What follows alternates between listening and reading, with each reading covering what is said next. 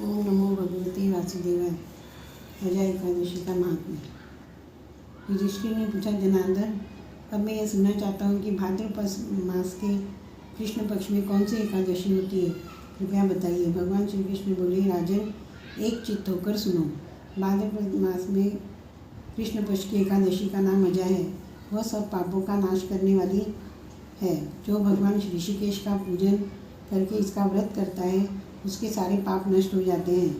पूर्व काल में हरिश्चंद्र नामक एक विख्यात चक्रवर्ती राजा हो गए हैं, जो समस्त भूमंडल के स्वामी और सत्य प्रतिज्ञ थे। एक समय किसी कर्म का फल भोग प्राप्त होने पर उन्हें राज्य से भ्रष्ट होना पड़ा।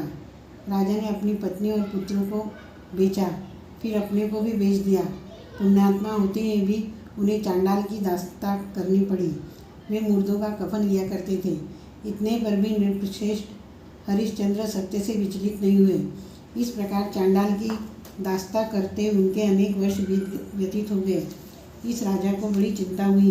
वे अत्यंत दुखी होकर सोचने लगे, क्या करूं, कहाँ जाऊं, कैसे मेरा उद्धार होगा।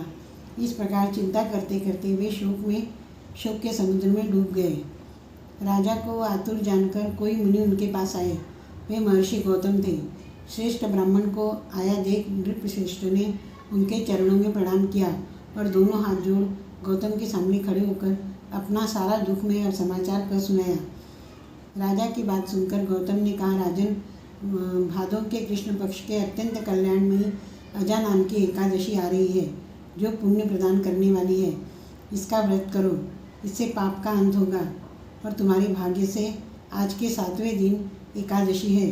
उस दिन उपवास करके रात में जागरण करना। ऐसा कहकर महर्षि गौतम अंतर्धान हो गए।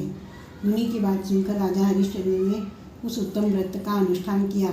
उस व्रत के प्रभाव से राजा सारे दुखों से पार हो गए। उन्हें पत्नी का सन्निधान और पुत्र का जीवन मिल गया। आकाश में दुंदुभियां बज उठी। देवलोक से फूलों की वर्षा होने लगी। एकादशी के प्रभाव से राजा ने अकंटक राज्य प्राप्त किया और अंत में पुरजन तथा परिजनों के साथ स्वर्गलोक को प्राप्त हो गए। राजा युधिष्ठिर, जो मनुष्य ऐसा व्रत करते हैं, वे सब पापों से मुक्त हो स्वर्गलोक में जाते हैं। इसके पढ़ने और सुनने से अश्वमेध यज्ञ का फल मिलता है। अतः एकादशी का व्रत अवश्य करना चाहिए और हम हमेशा हरि नाम कीर्तन, ओम नमो भगवते वासुदेवाय या तो कृष्णाय वासुदेवाय हरे परमात्मने प्रणतः क्लेशनाशाय गोविंदाय नमो नमः, इस मंत्र का उच्चारण सुबह शाम उठते बैठते हमेशा एकादशी के दिन करना चाहिए। इससे अपने को पुण्य की प्राप्ति होती है सबको, और अपने पाप का विनाश होता है। ओम नमो भगवते वासुदेवाय कृष्णाय वासुदेवाय हरे परमात्मने प्रणतः क्लेशनाशाय गोविंदाय नमो नमः। श्री कृष्ण गोविंद हरे मुरारी, हे नाथ नारायण।